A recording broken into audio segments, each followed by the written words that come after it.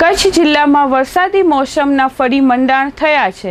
કચ્છમાં ભારે વરસાદ વરસી રહ્યો છે, ત્યારે જિલ્લાના નાગરિકોએ નદી, નાળા, તળાવ, ડેમ સાઇટ કે અન્ય કોઈ પાણી ભરાતું હોય તેવા સ્થળોએ ન જવા અને આ બાબતે યોગ્ય તકેદારી રાખવા માટે જિલ્લા કલેક્ટર શ્રી આનંદ પટેલે અનુરોધ કર્યો છે।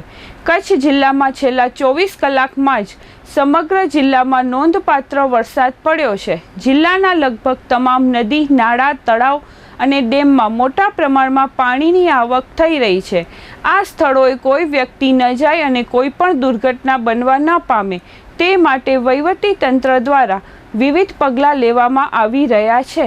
હાલ તંત્ર દ્વારા જોખમી માર્ગો બંધ કરવા સાથે નીચાણવાળા વિસ્તારમાંથી લોકોનું સ્થળાંતર સહિતના પગલાં ભરાયા છે। લોકોને મુશ્કેલી ન પડે તે માટે શેલ્ટર હોમ ખાતે તમામ પ્રકારની વ્યવસ્થા સાથે તંત્ર સજ્જ છે। આ બાબતે કચ્છ કલેક્ટર શ્રી આનંદ પટેલે જિલ્લાવાસીઓ પાસે પણ સહકારની અપેક્ષા સાથે જણાવ્યું હતું કે ભારે વરસાદના પગલે જિલ્લામાં મધ્યમ સિંચાઈ યોજના હેઠળના 9 ડેમ ભરાયા છે, જ્યારે નાની સિંચાઈ યોજનાના ડેમમાં પાણીની આવક ચાલુ છે।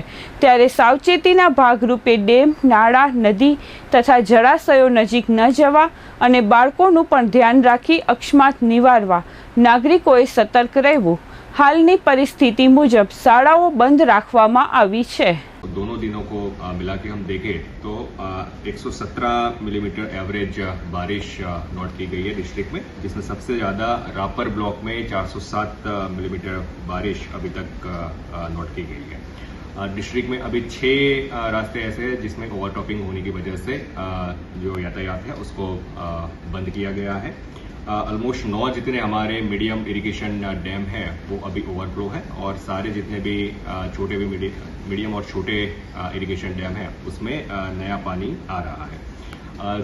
सारी शिक्षा के जितने भी इंस्टीट्यूशन हैं उनको आज शिक्षा कार्य बंद रखा गया है, जिससे कि सुरक्षा की वजह से विद्यार्थियों को वहाँ पे आज छुट्टी दी गई है। जहाँ तक बस ट्रिप की बात हम लोग करें तो लगभग 10 जितने बस रूट हैं वो यातायात के लिए आज बंद किए गए हैं। अभी डिस्ट्रिक्ट में से कहीं पर से भी अनटोवर्ड इंसिडेंट रिपोर्टेड नहीं है। एनडीआरएफ की एक टीम को यहाँ पे स्टैंड बाय रखा गया है। एसडीआरएफ की एक टीम को भी यहाँ पे स्टैंड बाय किया जा रहा है। किसी भी परिस्थिति को और किसी भी चुनौती को रिस्पॉन्ड देने के लिए ये दोनों टीम और जो स्थानीय प्रशासन है वो पूरी तरह से सज्ज है।